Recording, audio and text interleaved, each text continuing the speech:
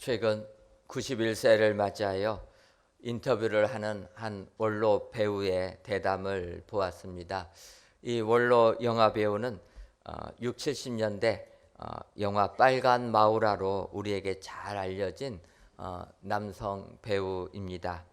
또 그분은 연예계 최고의 자산가로 알려지신 분이기도 합니다. 그래서 그분을 더욱더 사람들이 기억하는 것은 이렇게 많은 재산이 있음에도 불구하고 노블레스 오블리 주를 실현한 이러한 분이라 하여서 칭송을 받는 그런 분입니다.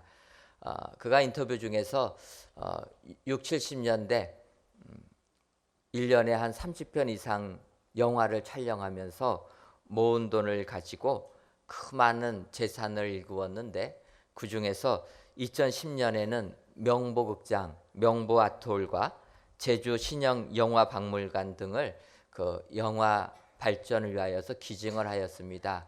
시가로 따져보면 500억이 넘는 그런 큰 액수를 자기가 영화배우로 이렇게 잘 살게 되었는데 그 영화가 발전되기를 원한다 하여서 이렇게 기부를 해준 이런 분입니다.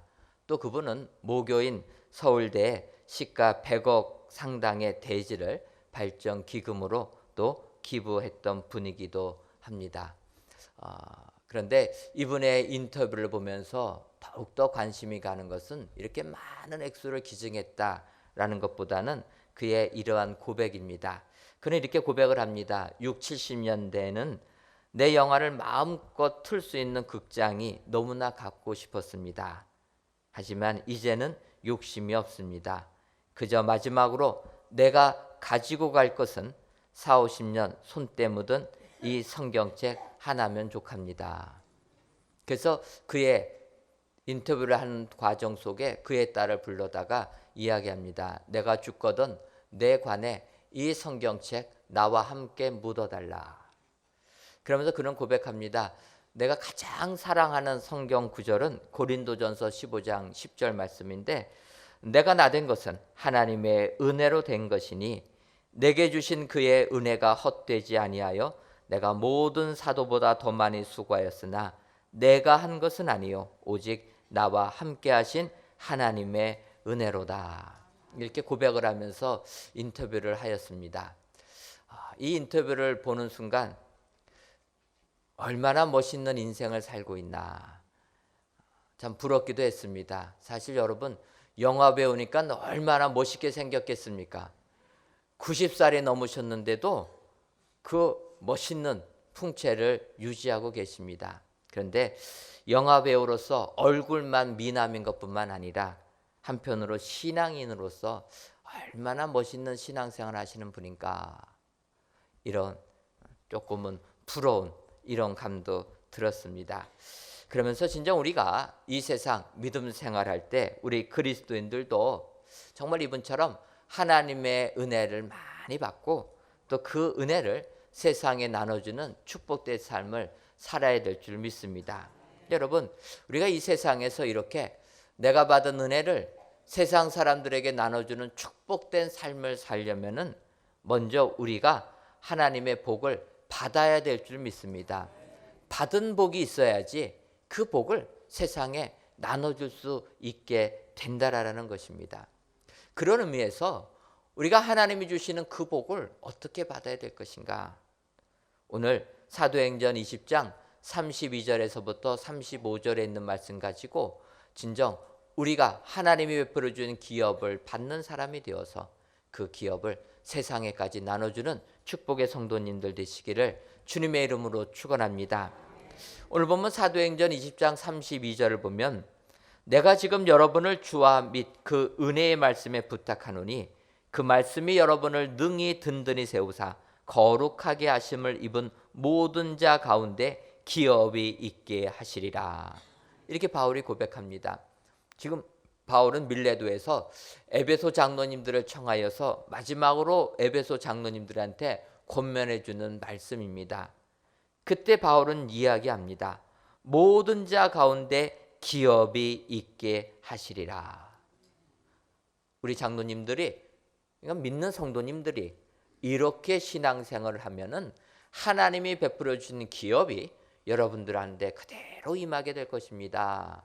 이렇게 말씀해 주고 있다라는 것입니다. 여기서 먼저 우리가 봐야 될 것은 기업이라는 것. 여러분, 기업하면은 무엇이 생각나십니까? 기업. 우리는 기업하면 일반적인 회사, 사업체가 생각납니다. 그 기업이라는 단어는 한자어로 도모할 기자와 업업자를 쓰는 게 기업입니다. 그래서 영리를 얻기 위하여 재화나 용역을 생산하고 판매하는 조직체다. 이렇게 사전적 정의를 하고 있습니다. 이것이 우리가 일반적으로 언급하는 기업, 회사들이고 성경에서 말씀하는 기업은 그 한자어가 아닙니다. 발음은 같지만 그 한자어가 아니라 근본 기자의 업업자를 쓰는 기업입니다. 그 의미는 대대로 물려오는 재산을 의미하고 있습니다. 바꿔 말하면 대대로 내려오는 유산을 의미하고 있다라는 것입니다. 여러분, 총동원 출석 전도회를 달을 맞이하여서 오늘 처음 예배당에 나오신 분이 계실 줄 압니다. 이 하나님이 주시는 기업, 그 유산은 예수님만 믿으면 누구든지 하나님의 자녀가 되기 때문에 자녀가 되는 자들은 그 부모의 유산을 받을 권리가 생기게 되는 줄 믿습니다. 우리가 하나님을 믿기 때문에 우리는 하나님의 자녀가 다 되어서 그 하나님의 그 많은 유산을, 유업을 우리가 은혜로, 믿음으로 받게 되는 줄 믿습니다.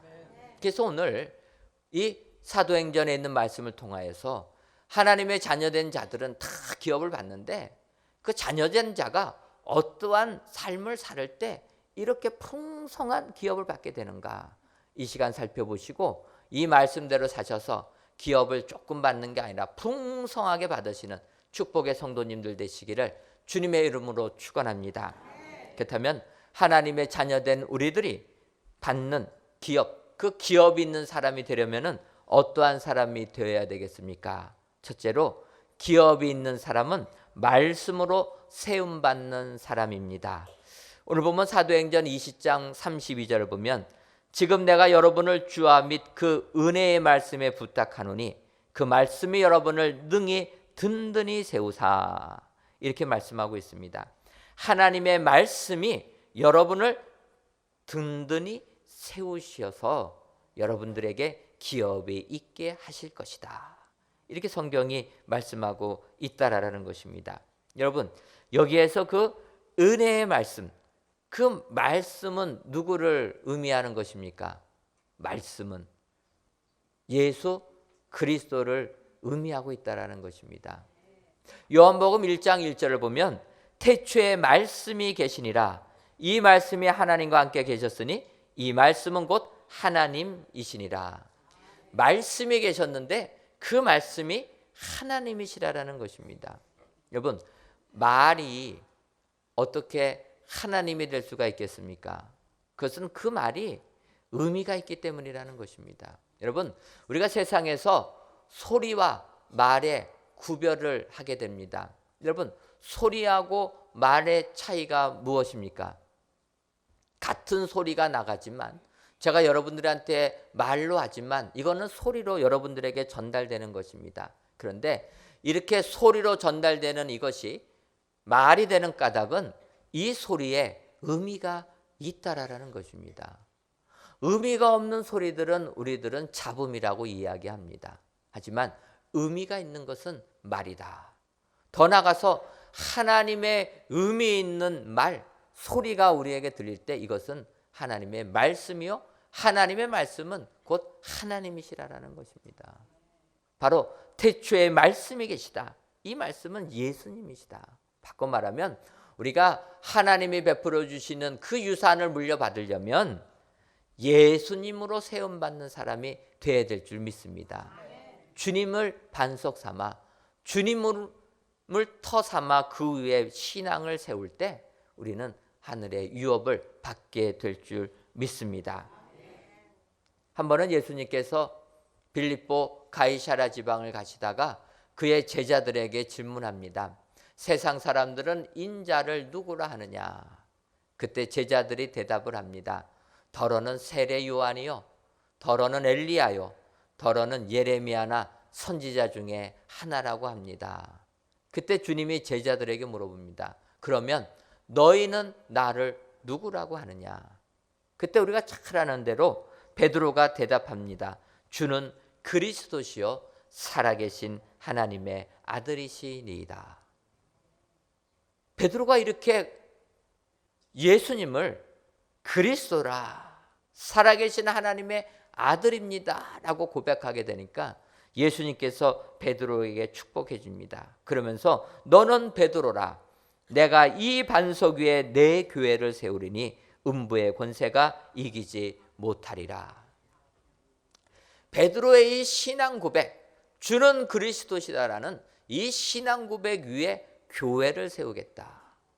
교회가 든든히 세워지려면 바로 이 신앙 고백 속에 교회가 세워져야 될 줄 믿습니다.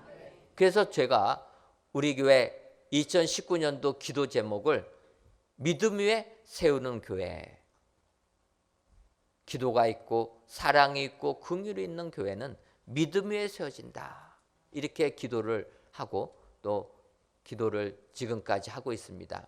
그런데 이 믿음 위에 세워지는 교회는 바꿔 말하면 믿음의 반석 위에 세워져야 된다. 예수님을 나의 구주로 고백하는 그 신앙 고백 위에 교회가 세워질 때 우리 교회는 든든한 교회가 될 줄 믿습니다. 여러분들의 신앙도 말씀이신 예수님을 기반으로 해서 신앙이 건축되어질 때 그 신앙은 든든한 신앙, 축복의 신앙, 더 나아가서 오늘 말씀처럼 그 하나님의 유업이 나에게 임하는 축복된 신앙인이 된다, 성경이 약속해 주시는 줄 믿습니다. 바라기는 오늘 귀한 예배를 드리시는 여러분들 진정으로 예수님으로부터 말씀으로부터 세움받는 신앙인들이 다 되셔서 하늘의 기업이 여러분들에게 충만하시기를 주님의 이름으로 축원합니다. 그래서 우리는 믿음 생활할 때 주님이 명령하시면 그 명령대로 행하면 되는 겁니다. 어떤 분들은 신앙생활이 너무나 어렵다고 이야기를 하십니다. 사실 세상에서 살아갈 때 말씀대로 사는 것 어렵습니다. 그런데 그 어려운 것은 자꾸 내 생각을 하기 때문이라는 겁니다. 여러분, 우리가 하늘의 그 기업, 하나님이 주시는 그 기업을 바라보신다면 내 생각을 내어놓으시고 말씀으로 신앙을 세우시는 여러분 되시길 바랍니다. 성경에서 말씀하시면 그냥 하면 되는 거고, 성경에서 하지 말라고 하면 안 하면 됩니다. 여기에 다른 생각이 들어가면 신앙생활이 어렵습니다. 오늘 성경은 약속해 주십니다. 기업이 있는 사람은 말씀 위에 세움받는 사람이다. 오직 말씀을 근거해서, 성경 말씀 근거해서 신앙을 세우면 그 사람은 하늘의 기업이, 하나님의 유산이 나에게 임한다. 여러분 기억하시고 말씀으로 세움 받으시는 축복의 성도님들 되시기를 주님의 이름으로 축원합니다. 두 번째로 기업이 있는 사람은 탐하지 않는 사람입니다. 오늘 본문 사도행전 20장 33절을 보면 내가 아무의 은이나 금이나 의복을 탐하지 아니하였고, 이렇게 바울은 고백합니다. 바울은 탐하지 아니했던 사람이다. 여러분, 이 탐심이라는 것은 내가 필요로 하는 것 이상을 원하는 것, 이게 탐심이라는 겁니다. 이 정도 있으면 족한 줄 알아야 되는데 족한 줄 여기지 못하고 필요 이상을 더 얻으려고 하는 것, 이런 탐하지 않는 사람이 되어야 된다는 것입니다. 그런데 문제는 우리가 세상을 살다 보면 이 탐하는 마음이 항상 우리에게 있다라는 게 문제라는 거예요. 여러분, 연세가 드시면 드실수록 욕심이 사라집니까? 욕심이 더 생기십니까? 원래는 거룩하게 돼서 욕심이 좀 없어져야 되는데 욕심이 더 생기는 거예요. 그래서 욕심을 내려놔야 됩니다. 사실 어려운 게 이 식사하는 것부터 어렵습니다. 식탐이라고 그러지 않습니까? 음식을 여러분 어느 때까지 잡수십니까? 배에서 더 이상 들어오지 말라 할 때까지 잡수십니까? 원래는 우리가 음식을 잡수실 때는 배에서 더 이상 들어오지 말라라는 신호가 오기 전에 수저를 놓으셔야 됩니다. 근데 그게 잘 안 돼요. 그래서 배에서 더 이상 음식물 넣지 마라. 더 넣으면 이제는 입으로 도로 나간다. 이런 사인 할 때까지 우리들은 음식을 먹는다라는 겁니다. 근데 여러분, 장수하는 마을의 특징이 무엇입니까? 소식. 잘 아십니다. 장수의 비결은 소식이라는 거예요. 그 소식은 뭐냐면 배에서 더 이상 먹지 말라 신호 나오기 전에 내가 알아서 수저를 놓아야 된다는 겁니다. 젊은이들은 그래도 소식을 잘 합니다. 살 빼려고 다이어트하고 안 먹습니다. 대단하지 않습니까? 그런데 이제 시집가고 장가가고 아이들 다 키우고 나면은 이제는 그런 거 볼 일 없다고 그냥 막 잡수시는 거예요. 여러분, 우리가 먹는 데서부터 탐심이 있다라는 겁니다. 이거 내려놔야 된다라는 거예요. 그것뿐입니까? 물질적으로도 탐심이 있습니다.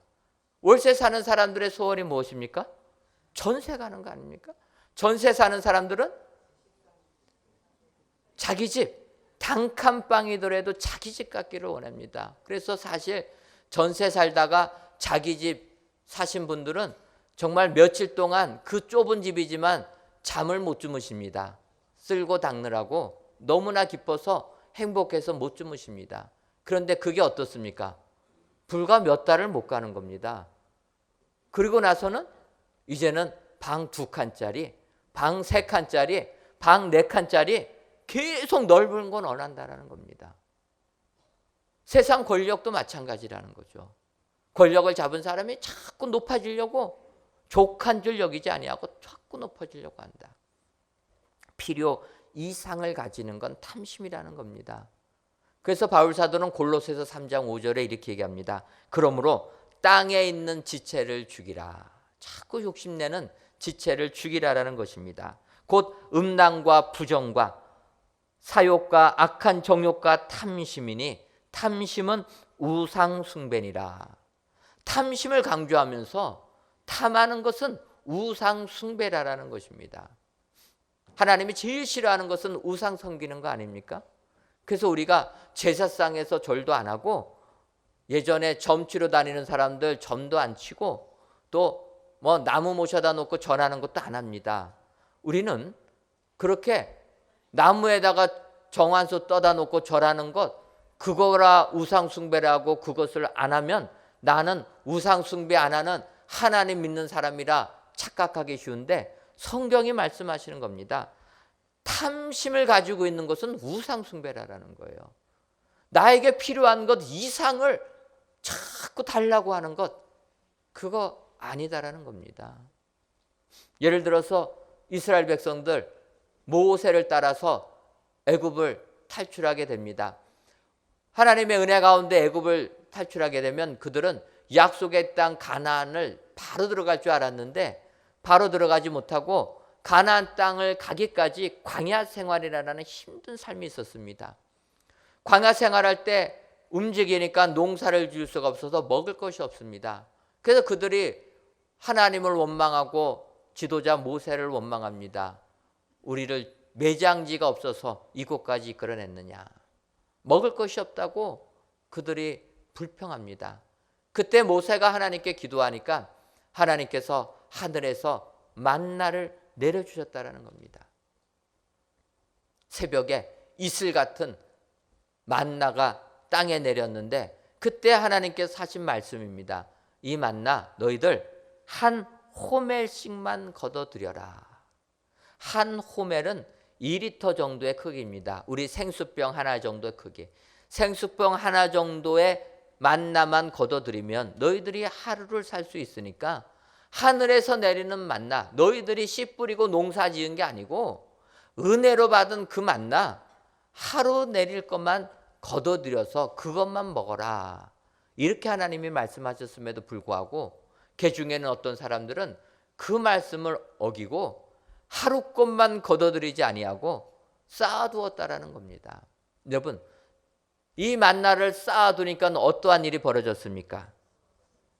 벌레가 생기고 냄새가 나 썩어서 먹지를 못했다라는 것입니다. 이때 모세가 진노합니다. 하나님의 은혜로 여기까지 왔는데 하나님의 은혜를 깨닫지 못하고 너희들이 이 세상 살겠다고 먹을 것을 저장해 두느냐. 여러분, 그래서 예수님께서도 이 땅에 오셔서 우리에게 이렇게 기도하라고 하지 않습니까? 주님께서 가르쳐 주신 기도 뭐라고 얘기하십니까?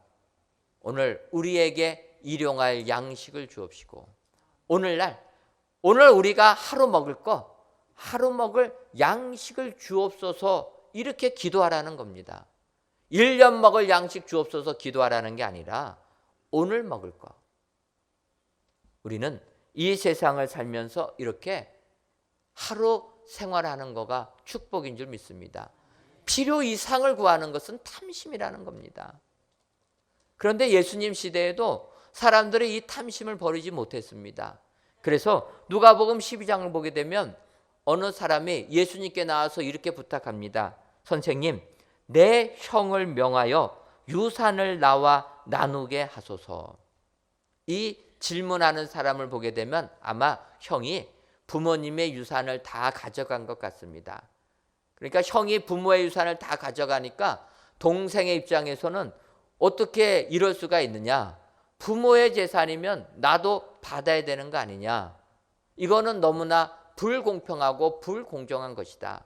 주님이 이 세상에 왕으로 오셨으니 이거 재판 제대로 해주셔서 내 형이 받은 유산 나에게도 주게 하옵소서.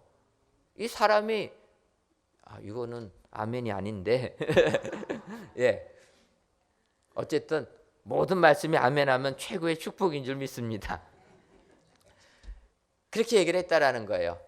그때 예수님께서 그것이 옳다라고 주장하는 동생을 향하여서 주님이 말씀하십니다. 이 사람아, 누가 나를 너희의 재판장이나 물건 나누는 자로 세웠느냐. 이르시되 삼가 모든 탐심을 물리치라. 사람의 생명이 그 소유에 넉넉한 데 있지 아니하니라. 그렇게 요청하는 동생을 향하여서 주님이 말씀하신 겁니다. 삼가 모든 탐심을 물리치라. 사실 동생 입장에서 주님에게 부탁드린 이 내용은 합당한 것입니다. 맞는 내용입니다. 어떻게 부모의 유산을 장남 혼자 다 가져갈 수가 있습니까? 지금 우리나라는 법으로도 공평하게 다 나누라고 합니다. 예전에는 여성들은 주지 않았는데 지금은 여성도 똑같게 나눠줍니다. 그게 우리나라 민법입니다. 그게 공정하다라는 거예요. 그리고 부모를 모신 분이 있으면 거기서 조금 더 줘라. 이렇게 얘기하는 겁니다. 그러니까 이 동생의 입장에서 얘기하는 것 맞다라는 거예요. 그런데 주님은 아니다라는 겁니다. 주님이 하신 말씀이 이것입니다. 모든 탐심을 물리쳐라. 너는 그게 정의라고 생각하고 나한테 이야기하는데 내가 볼 땐 이것이 탐심이라는 겁니다. 여러분, 왜 주님이 탐심이라고 얘기하십니까? 유산은 내가 노력해서 얻은 게 아니기 때문입니다. 여러분, 부모님이 노력해서 모은 유산이라는 거예요. 그것은 자기가 노력한 게 아무것도 없습니다. 자기는 받을 자격이 없는 겁니다. 자식들은. 그런데 은혜로 받은 건데 그것 가지고 네가 더 많이 가졌네, 내가 더 많이 가졌네 싸우면 안 된다라는 겁니다. 이것은 탐심이라는 거예요. 내가 아무 받을 자격이 없는데 그거 받으려고 하는 것 탐심이라는 겁니다. 이거 버리라라는 거예요. 그러나 요즘 이 세상 살고 있는 우리들 이 문제 가지고 얼마나 어렵습니까? 화목한 가정도 이 문제에 닥치면은요 난리가 납니다. 그래서 물려줄 유산 없는 부모 만난 게 축복인 줄 믿습니다. 그러면 자녀들이 절대로 안 싸워요. 그런데 물려줄 재산 있는 부모 만나면요 자녀들이 아니다라는 겁니다. 그 우리 그리스도인들만큼만이라도 탐심을 버려야 될 줄 믿습니다. 그러나 이 세상 어떠합니까? 우리나라 대기업의 자녀들도 부모의 재산 문제 가지고 다툽니다. 법정 소송 가는 사람들이 한둘이 아닙니다. 부모님으로부터 받은 유산, 내 동생이 더 많이 가졌다고, 내 누나가 더 많이 가졌다고, 내 형이 더 많이 가졌다고 소송하는 사람들 보게 되면 저는 적게 받았다고 소송하는 그 재산의 100분의 1, 1000분의 1만 줘도 참 좋겠다. 그분들이 가진 재산이 어마어마해가지고요. 그분들의 1000분의 1만 돼도 저는 아마 평생 행복하게 살 겁니다. 그런데 그게 작다고 그분들 소송한다라는 거예요. 형제간의 우애, 헌식자까지 다 갖다 버리고 싸웁니다. 그 재산 뺏겠다고 그 부모님 내가 모시겠다고 서로 다투고 뺏어가요. 부모님이면 물건입니까? 부모님 모셔야지 재산 받을 줄 알고 그 부모님 억지로 모십니다. 이게 이 세상이라는 거예요. 그게 뭐냐? 탐심이라는 겁니다. 주님은 우리에게 말씀하시면 너희들이 진정으로 하나님을 믿는 하나님의 백성이 되어서 하나님의 자녀가 되어서 하나님의 그 유산을 받기를 원하느냐? 말씀으로 이 세상을 창조하신 그 하나님, 우리가 계산할 수 없는 그 많은 것을 너희들 유산으로 받기를 원하느냐? 그러면 탐심을 물리쳐라. 탐심을 버리는 사람에게는 하늘의 기업이 너희들의 것이 된다. 성경이 약속해 주시는 줄 믿습니다. 오늘도 이 말씀을 명심하셔서 삶과 탐심을 다 물리치셔서 진정으로 하나님 주시는 기업이 여러분들의 기업이 되는 축복의 성도님들 되시기를 주님의 이름으로 축원합니다. 마지막 세 번째로 기업이 있는 사람은 받기보다는 주는 사람이 돼야 됩니다. 오늘 보면 사도행전 20장 35절을 보면 범사에 여러분에게 모본을 보여준 바 같이 수고하여 약한 사람들을 돕고 또 주 예수께서 친히 말씀하신 바 주는 것이 받는 것보다 복이 있다 하심을 기억하여야 할지니라. 이렇게 바울은 권면을 하고 있습니다. 주께서 친히 말씀하신 것은 주는 것이 받는 것보다 복이 있다라는 말씀이라는 겁니다. 그래서 바꿔 말해 우리들은 자꾸 받으려는 삶을 살기보다는 주는 삶을 살아야 된다라는 것입니다. 여러분, 주는 삶 사는 게 쉽습니까? 어렵습니까? 이게 어렵습니다. 그래서 자꾸 주라고 하니까 참 이 삶 사는 게 어렵다 보니까 이게 굉장한 우리에게 부담이 될 때도 있습니다. 근데 여러분, 신앙생활 하는 건 너무 부담 갖고 하지 마시기 바랍니다. 주는 것이 복 있다고 하니까 줘야 되는데 주기는 어렵고 여러분 이렇게 되면 그게 더 힘이 드는 겁니다. 그래서 어느 신부님이 이렇게 말씀하는 걸 들어봤습니다. 그분은 너무 착한 사람이 되려고 노력하지 마십시오. 이렇게 주장을 합니다. 그분이 쓴 책은 이런 것도 있어요. 착한 사람 그만두기. 많은 사람들이 착한 사람 되려고 하는데 자꾸 주는 살려고 하는데 이거 조심해야 된다라는 겁니다. 왜냐하면 자기가 볼 때 이게 더 힘들다라는 거예요. 내 마음에서부터 우러나오지 않고 주어야 된다라는 의무감 때문에 주다 보면 이게 사람을 더 어렵게 만든다는 겁니다. 그래서 그분은 이렇게 얘기합니다. 너무 겸손하고 희생하며 착하게만 살려고 하지 마세요. 그러면 병 납니다. 여러분, 너무 착하게 너무 선하게 살려고 하다 보면 병 난다라는 거예요. 그러니까 그분은 얘기합니다. 화나면 좀 화도 내고 힘들 땐 좀 쉬고 누구나 살면서 잘못할 수 있으니까 잘못했다고 낙심하지 말아라. 그렇게 위로해 주는 겁니다. 여러분, 정말 우리가 착하게 살아야 된다고 해서 거기에 너무 얽매여 있으면 우리 마음이 병이 듭니다. 내성적인 분들이 그러지 않습니까? 외성적인 분들은, 외향적인 분들은 화나면 막 화도 얘기하는데 내성적인 분들은 꾹 참고 계세요. 꾹 참고 계시다가 어떻게 됩니까? 암병에 걸리고 그렇게 되는 거예요. 그래서 그렇게 너무 하지 마라. 더 나아가서 그분은 이렇게 얘기합니다. 퍼주는 것도 자제하라라는 거예요. 성경에 주라고 하지만 이거 너무 의무감으로 하지 말라라는 겁니다. 마음에서 자연스럽게 나와야 된다라는 거예요. 자꾸 퍼주다 보면 내 마음이 고갈되고 피해의식, 억울한 마음, 분노가 쌓이다 보면 마지막에 가짜 평화만 낳는다라는 겁니다. 껍데기밖에 안 낳는다라는 거예요. 진정 우리 마음에서 주님이 말씀하신 것, 주는 사람이 복되다. 마음에서 우러나는 삶을 살아야 된다라는 것입니다. 주께서 명하셔서 어쩔 수 없이 행하다 보면 이게 오히려 우리에게 힘이 드는, 우리에게 오히려 해가 되는 일이 된다. 그래서 주님이 우리에게 말씀하시는 겁니다. 마태복음 5장 3절을 보면 심령이 가난한 자는 복이 있나니 천국이 저희들의 것이며, 마음이 가난한 사람은 복이 있다. 하나님의 나라가 너희들의 것이다. 주님이 약속해 주신다라는 겁니다. 여러분, 마음이 가난한 자가 복이 있는 줄 믿습니다. 가난해지려면 주는 거죠. 근데 이 가난하다라는 것, 마음이 가난한 사람은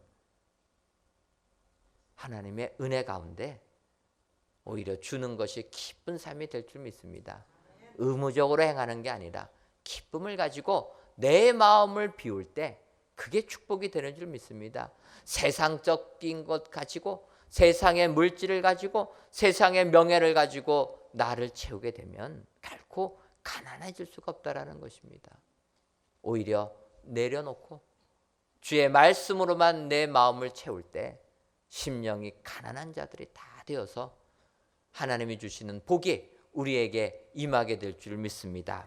오늘 귀한 예배를 드리시는 저와 여러분들이 이 세상의 유혹을 넘어 가난한 마음을 유지하셔서 세상에서 베풀어주는 삶을 살아 기업을 받는 축복의 성도님들이 되시기를 주님의 이름으로 축원합니다. 오늘은 사도행전 20장 32절에서부터 35절에 있는 말씀 가지고 기업이 있는 사람이라는 제목으로 은혜를 나눴습니다. 기업이 있는 사람은 첫째로 말씀으로 세움받는 사람, 물질을 탐하지 않는 사람, 받기보다는 주는 사람이라 성경이 말씀하고 있습니다. 오늘도 이 말씀을 그대로 마음에 새기시고 이 말씀대로 사셔서 하나님의 유업을 나의 유업이도록 받아들이시는, 그래서 기업이 있는 축복의 성도님들 되시기를 주님의 이름으로 축원합니다. 기도하겠습니다. 하나님, 오늘도 귀하고 복된 날을 주셔서 하나님께 예배드릴 수 있도록 은혜 주시니 감사함을 드립니다. 이 예배를 기뻐 받아 주옵시고 우리 모두에게 하나님의 자녀된 자의 축복이 임하게 하여 주옵소서. 기업이 있는 사람이 되려면 말씀의 세움을 받아야 하고 탐하지 말아야 하며 받기보다는 주는 사람이 되어야 된다 말씀하셨사오니 이 말씀을 마음에 새겨 하나님의 자녀된 자의 축복을 받아 누리는 저희 모두가 되게 하여 주옵소서. 예수님의 이름으로 기도하옵나이다. 아멘.